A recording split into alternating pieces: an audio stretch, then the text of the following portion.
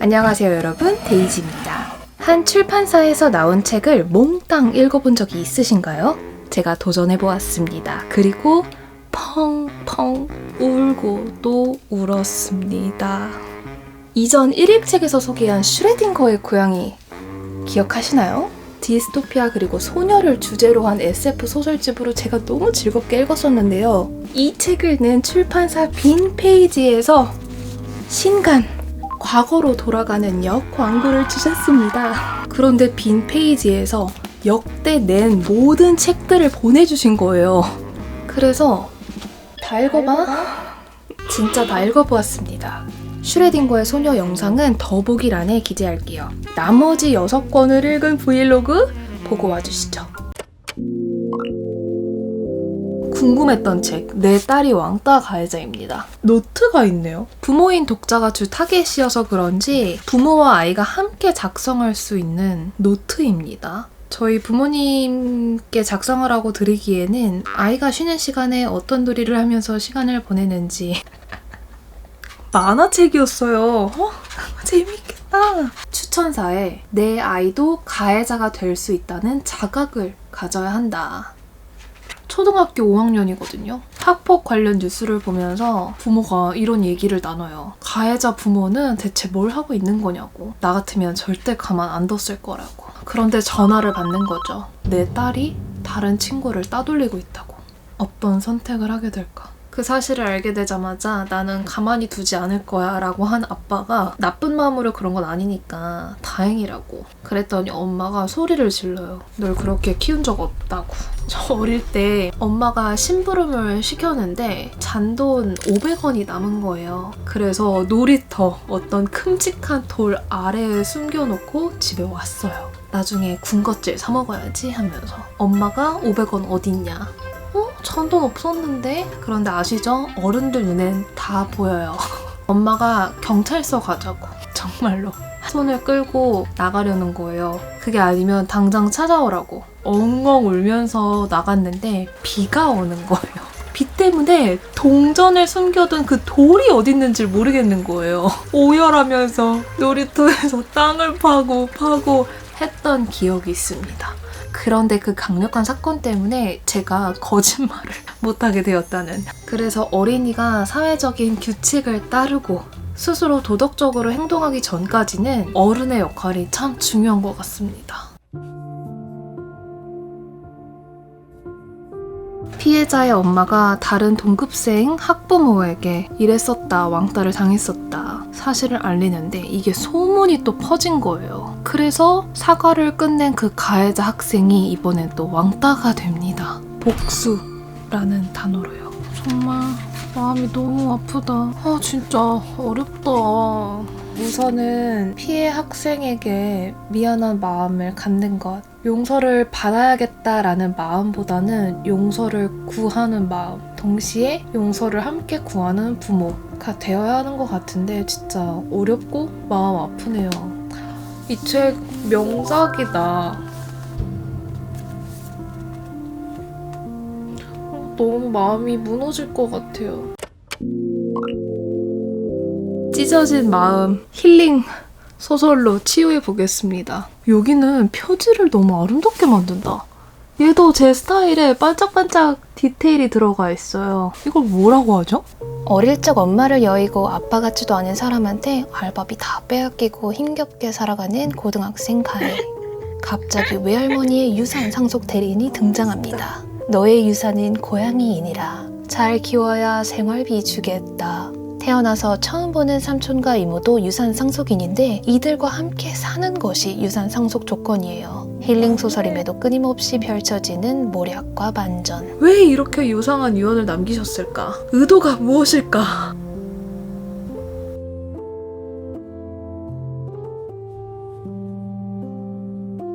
에필로그.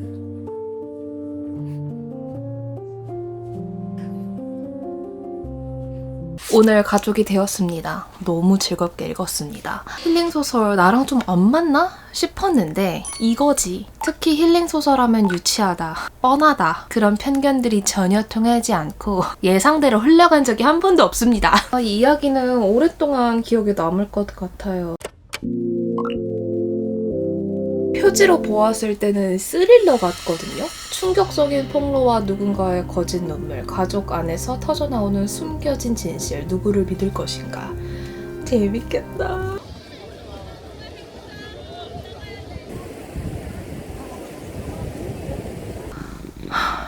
This is crazy. 대대로 도자기를 운영하는 가문이 있습니다. 부모 그리고 아들네 부부.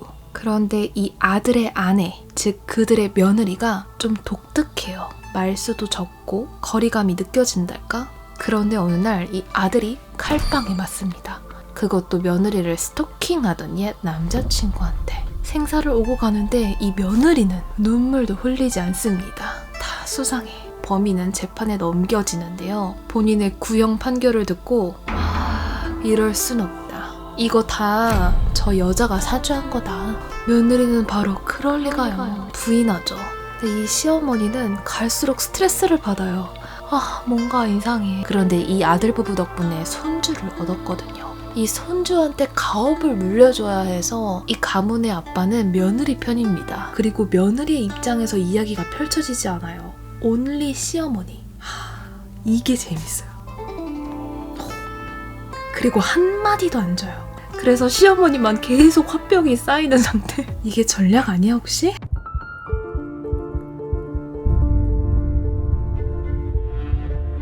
방금 어마어마한 일이 일어났는데 심장이 진정이 되질 않아요.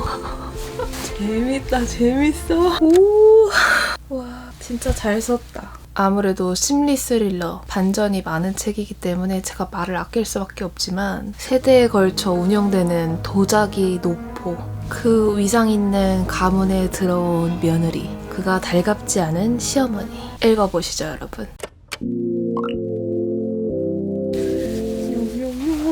고향의 식당, 행복을 요리합니다. 추억을 요리합니다. 일본에서는 이 고양이 식당 시리즈가 6권까지 출간됐대요. 2권 중 추억을 요리합니다를 먼저 읽는 게 좋다고 하네요.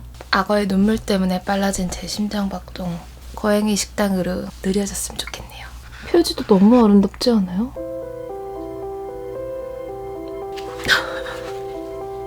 (20페이지) 만에 첫 번째 이야기는 남매가 길을 걷다가 오빠가 동생을 살리기 위해 차에 대신 치여 죽었어요. 그 동생이 자책하면서 고양이 식당을 방문했습니다. 이 책 읽으면서 내내 우는 거 아니야? 주인공이 엄청 잘생기셨어요. 고양이 식당에서는 가가젠을 팝니다. 가가젠이란 오랫동안 부재 중인 사람을 위해 가족이 무사하기를 바라며 차려주는 식사를 말하기도 하고 또 제삿날에 고인을 위해 준비하는 식사를 그렇게 부르기도 한다.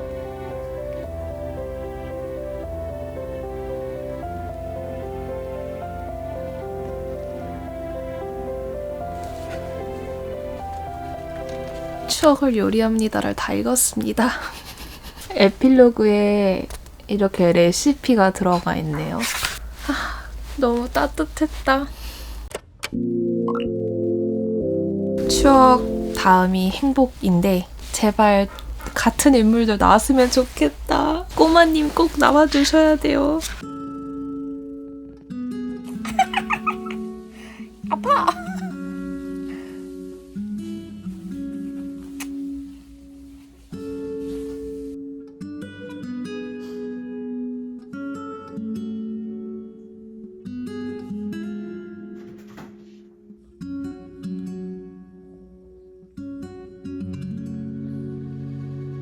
여러분 요 초콜릿 아세요? 부샤드 카라멜 앤 시솔트 밀크 초콜릿. 조금 가격은 나가는데 왜 초콜릿 먹으면 계속 먹고 싶잖아요. 그런데 얘는 하나 먹으면 그 욕구가 다 채워진달까? 그만큼 찐하고 소금이 있다 보니까 자극적이라고 해야 되나? 치토스 다음으로 저의 애착 간식입니다. 이 행복을 요리합니다 편은 이전 추억을 요리합니다와 달리 행복을 되찾은 사람들의 이야기들이 나와요. 그래서 고맙다는 이야기를 하려고 죽은 사람을 가가젠 식사를 하면서 만나게 되는 이야기거든요. 그래서 전작과 달리 울지는 않았습니다. 만약에 제가 고양이 식당을 방문해서 가가젠을 먹을 수 있다면 누가 낼까? 책이 끝나기 전까지 좀 고민해봐야겠다. 여러분은요? 추억의 식사를 통해서 죽은 사람과 짧게라도 대화를 다시 할 수 있다면 누구를 만나보시겠어요? 나 왜 이 말 하는데 눈물 나오지? 아, 주책이야. 이런 식당 진짜 있으면 좋겠다, 그쵸? 이런 게 책의 힘인가 봐. 정말 따뜻한 작가다.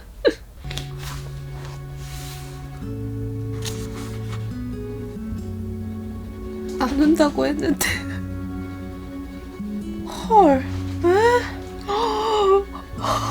아, 너무 좋았어. 이번 책 역시 이렇게 레시피가 뒤에 실려 있어서 요 두부 된장 절임 해 먹어보려고요. 그렇게 이 고양이 식당 시리즈까지 잘 끝냈습니다. 만약에 제가 이런 식당에 방문할 수 있다.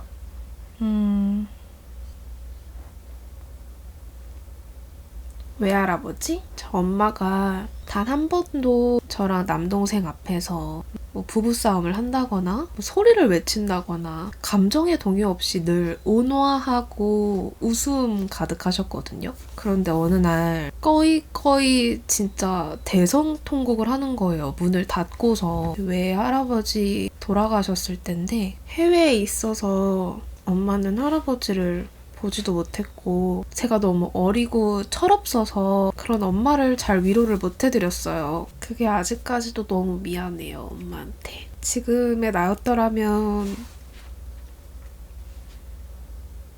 아무쪼록 이 책들 읽으면 여러분 많이 웃고 웃으실 것 같아요. 특히 누군가를 그리워하거나 미안함, 고마운 마음 가득한 분이 계신다면 마음이 많이 따뜻해질 것 같습니다.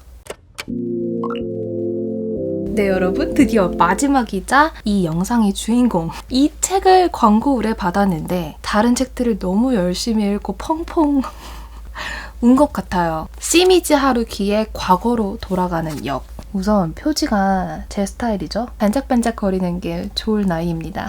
제가 첫 이야기를 끝냈거든요. 이 소설이 특이한 게 망상 회로를 막 돌리는 주인공이 과거로 돌아가는 역에 도착을 하면 그 후회하는 시점으로 돌아가긴 해요. 그리고 새롭게 선택을 할 수 있는데 그 선택한 삶을 살아봅니다. 그렇다고 원래 현실이 바뀌진 않아요. 그냥 살아보는 거예요. 그리고 돌아오는 겁니다. 즉, 우리 모두가 갖고 있는 그런 망상 회로를 한번 현실화해보는 것? 만약 그때 고백했더라면, 그게 첫 번째 이야기인데, 그때 걔를 만나지 않았더라면, 만났더라면, 뭐 이런 상상 우리 모두 한 번쯤 해보지 않았을까. 그런데 주인공이 42살, 아내, 그리고 아들 넷이 있는 가장입니다. 그래서 그때 첫사랑 여자랑 만났더라면 어땠을까 이런 망상을 하는 거죠. 첫 번째 이야기는 어찌 보면 흔한 소재입니다. 드라마 고백 부부 아시죠? 저의 최애 드라마기도 한데 옆에 있는 소중한 사람이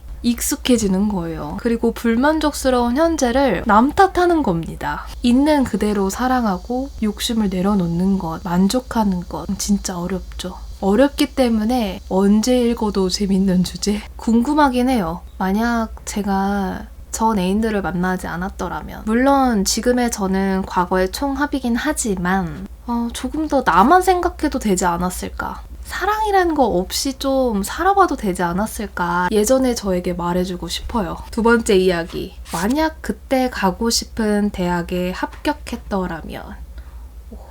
두 번째 이야기를 막 끝냈습니다. 이번에는 자매에 대한 이야기인데요. 내가 원하던 대학에 나는 떨어졌는데 내 동생이 붙었다면? 저에게는 친구, 친언니 같은 사촌 언니가 있는데요. 사실 동갑인데 제가 빠른이어서 어쨌든 식구 사이에서 늦게 태어났기 때문에 언니라고 하고, 그리고 이렇게 봐도 저렇게 봐도 언니예요. 인품, 태도, 저를 대하는 그 마음, 그냥 언니입니다. 그리고 언니랑은 10년을 같이 살았어요. 한 방에서. 그리고 같은 초중고, 심지어 다 같은 반? 거기다가 대학교도 같이 갔고 과도 같아요. 저랑 언니랑 성격이 정반대거든요. 그렇게 안 맞고 너무나도 다르고 매일 티격태격하고, 물론 저는 동생이니까 많이 당하고 그런데 언니에게 큰 감동을 받은 여러 사건이 있지만 그중 제일 잊지 못하는 건 제가 첫 남자친구랑 이별을 했나? 그때 술을 무진장 많이 먹은 거예요. 언니가 저를 업고 왔어요. 힘세다. 그리고 라면 스프만 이용해서 국물을 만들어 줬거든요. 해장하라고. 그때 막 엉엉 울면서 국물을 마셨는데 참 스윗했다 우리 언니. 티격태격하는 이 자매 이야기를 읽으니 언니가 너무 보고 싶네요. 그리고 이 자매는 같은 대학교에 들어가지 못해서 사이가 틀어졌거든요. 저랑 언니는 목표했던 대학에 붙은 건데 만약 한 명이 떨어졌다면 정말 마음이 아팠을 것 같아요. 정말 선뜻 위로의 말을 건네기 힘든 순간이지 않았을까.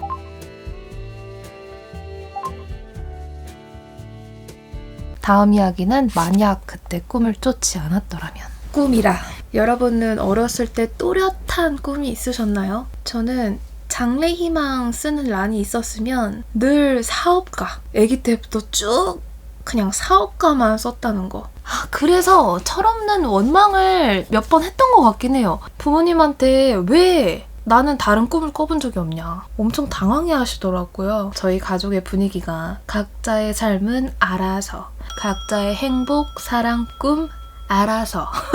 만약 돌아간다면 근데 아무리 봐도 이과 쪽은 못해서 이 사람은 어떤 꿈을 갖고 있었을까? 헐, 인기 가수예요. 저 변우석 드라마 아직 다 못 본 거 아세요? 언제 보지? 직업의 회의감을 느끼고 매너리즘에 빠진 한 가수의 이야기였습니다. 예체능 같은 경우는 그 길을 오랫동안 걷잖아요. 기술을 갖추고 연마하고 또 운이라는 게 너무 필요한 분야라서 내가 아무리 잘해도 꼭 풀린다는 보장은 없는 사회적 인정이 있어야지만 이루어지는 꿈이 그래서 참 어려운 것 같아요. 그래서 이 꿈이라는 것을 조금 명확하게 분리하는 것도 필요한 것 같아요. 직업, 취미, 내가 계속 연마할 기술. 그래야지만 지금의 내가 할 수 있는 것, 오늘 할 일, 계속 반복해서 학습할 일, 이런 것들의 틀이 좀 짜지는 것 같아요. 너무 자기계발러 같았나?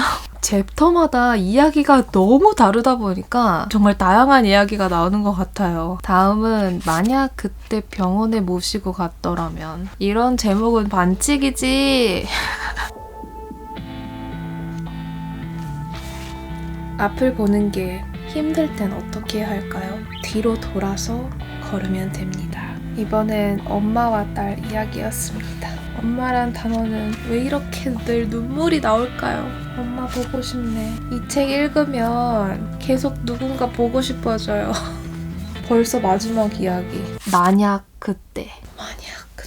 정말 후회되는 건 남에게 상처 줬던 것들. 그때 말들과 행동을 다 주워 담고 싶어요. 여러분은 어떤 일이 후회되시나요? 이야기를 또 읽으면서 궁금한 게 그 역에 매번 영무원이 있거든요? 한 이야기에서는 4월의 영무원, 또 다른 곳에선 7월의 영무원. 이 영무원마다 성격이 다 달라요. 그 비하인드 스토리가 너무 궁금하다.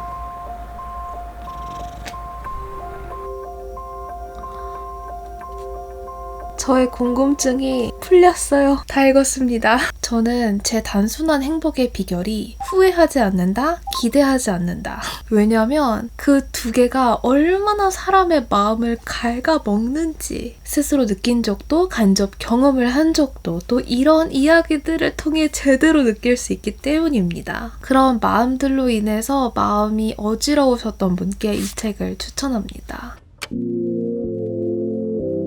네, 여러분, 그렇게 6권의 책을 읽어봤습니다. 책마다 한 줄 평을 해보자면 우리에겐 누군가를 용서할 권리가 없다. 이 세상 모든 어른이 읽게 해주세요. 각자 그리고 행복한 사이가 곧 가족입니다. 가족이란 이름이 아프고 힘든 분에게 이 책을 권합니다. 느낌표. 시어머니와 며느리의 심리 배틀. 읽으십시오. 누군가를 떠나보낸 경험이 있다면 이 책이 곧 여러분의 가가진 추억의 밥상이 될 것입니다. 순서는 추억, 다음 행복입니다. 현재의 나를 사랑하기 어려운 분에게, 후회와 기대 사이에서 마음이 어지러운 분에게 일독을 권합니다. 여러분, 빈페이지 출판사 이 정도면 제 눈에서 한 바가지 눈물을 흘리게 했으면 이 출판사에서 낼 다음 책 기대가 될 수밖에 없습니다. 여러분에게는 어떤 책이 가장 흥미로웠을지 궁금한데요. 제가 출판사의 모든 책을 다 읽었지만 주인공은 과거로 돌아가는 역입니다.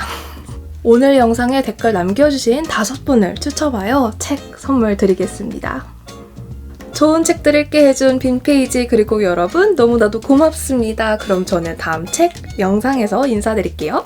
안녕!